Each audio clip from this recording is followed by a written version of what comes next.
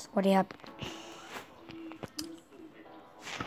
นี่จะมาสอนการสร้างฟาร์มอัตโนมัติครับนี่เลยครับ1 2 3 4 5น่ากลัวเด้ตัวน้ำเมื่อกี้น่ากลัว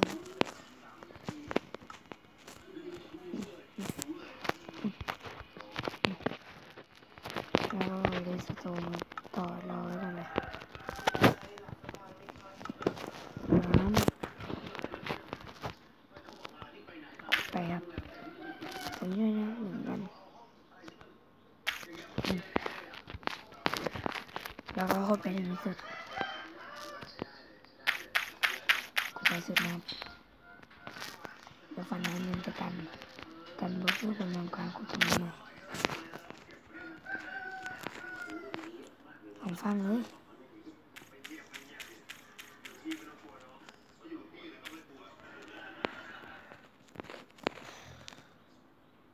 แล้วขุดมาอีก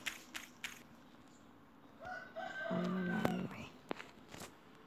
7ใส่นี่โซเลนี่รีบเจอ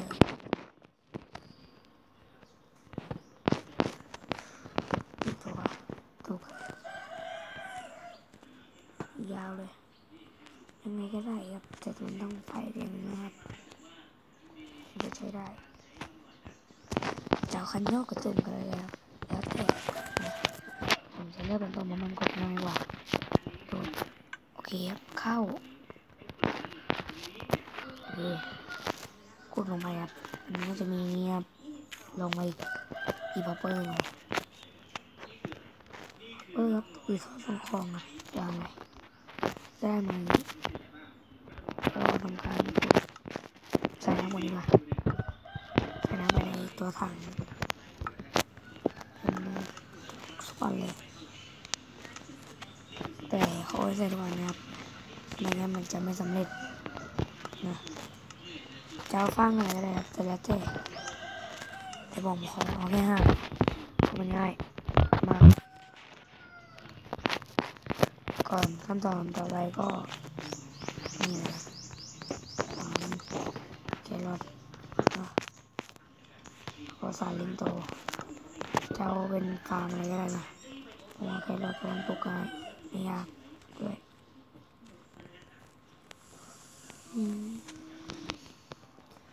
ถามว่าทำน้ำเพื่ออะไรเพื่อให้อันนี้มันโตนี่เพื่อให้ไหนดินมันดำนูแหละมันดำต้องดำไม่ดำมันก็ไม่ได้ตัวเร็วเลยตอนนี้จบคลิปแบบไวๆแล้วมาตอนนี้ให้ทำการตั้งค่านี้ไว้ครับอยู่ตรงนี้นั่นเองตึ๊บนี่เลย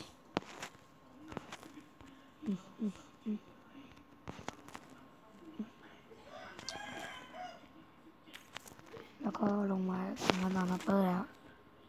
ตึ๊บ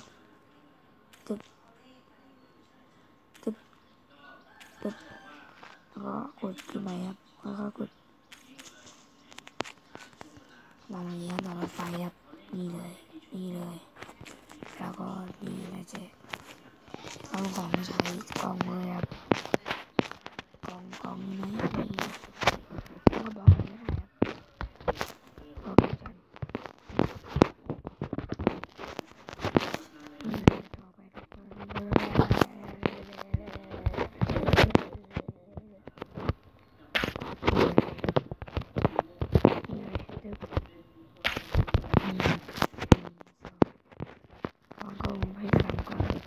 กล่องไม่ได้ครับ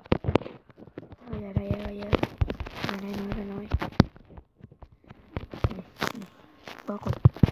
ตุ่มนั่งแล้วกดตรงนี้จะได้เป็นให้ถึงทำการวางแล้วก็ปึ๊บ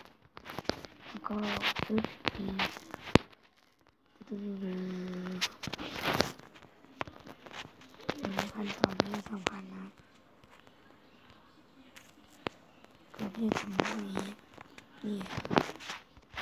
แยกวางไว้นะครับเพราะถ้าเกิดวางไว้ข้างล่างมันเปิดมันยังไม่ส่งลงเลยเราทำเงี้ย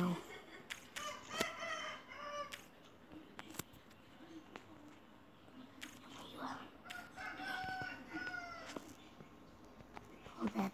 นะ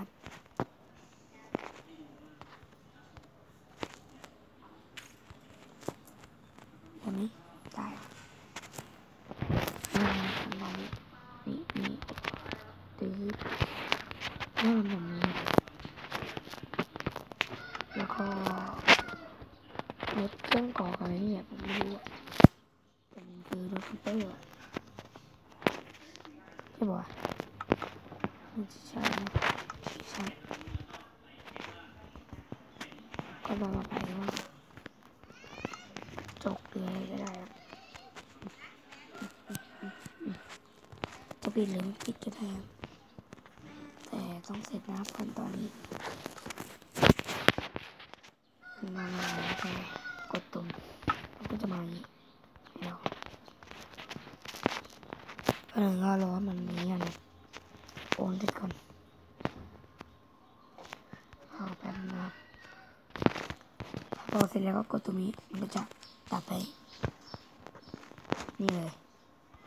มันจะต้องปิดตรงนี้ไว้นะครับแล้วมันจะเป็นอะไรโอเคเป็นงานเสร็จสมบูรณ์นะครับอย่าลืมกด subscribe ด้วยนะครับ